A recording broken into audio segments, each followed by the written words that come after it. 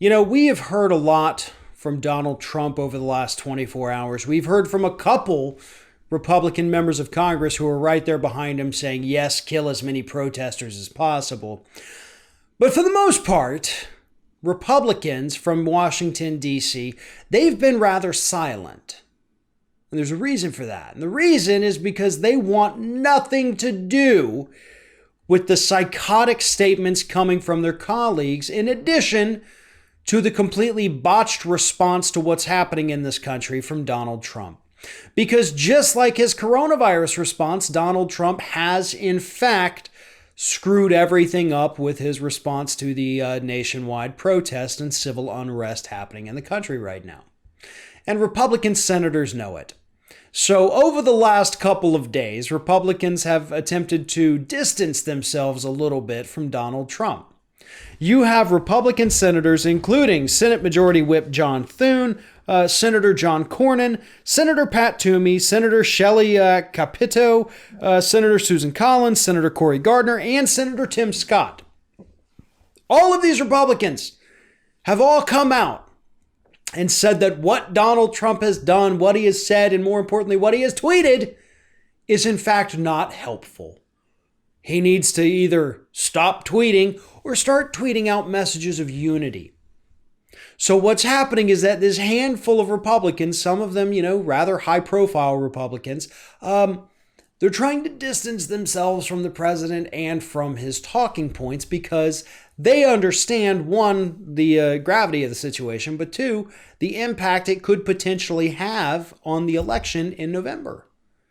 Now, here's the interesting part of this. The effect this could have on the election, honestly, at this point could go either way.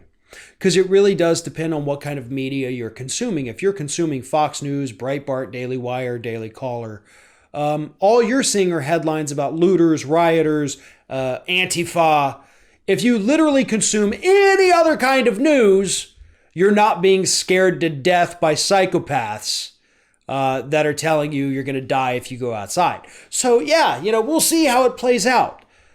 I, for one, don't think these protesters, the people in the streets, are dangerous at all. The dangerous folks are the ones wearing the badges, the ones in the uniforms, the ones with the high-powered weaponry that's actually banned for use in war. Those are the people that I would be terrified of.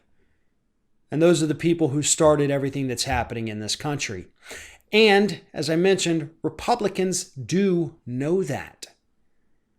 And that's why they aren't out there, all of them, making calls to murder Antifa members like Tom Cotton and Matt Gaetz have.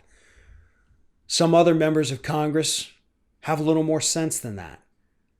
They're not buying into that whole propaganda. But they're not going to be able to do it for long. And they're not going to be able to do it forever.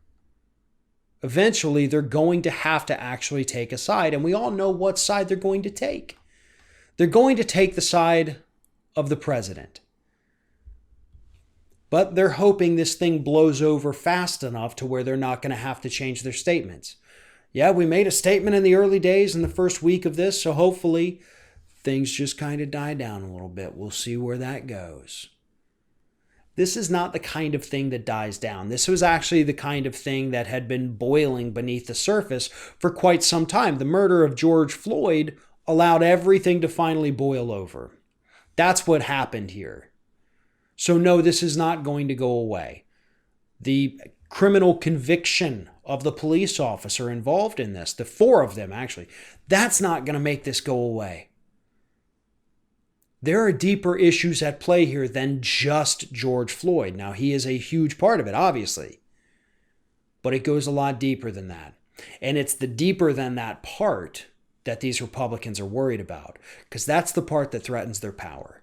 That's the part they know they can't win people over on. And that is why they're trying to call for unity right now, as Donald Trump calls for meeting protests with military violence. That's going to make things so much worse. These Republicans know it, but they're not going to be able to sit on the sidelines and condemn the president politely for much longer if this continues. That is going to hurt them in November.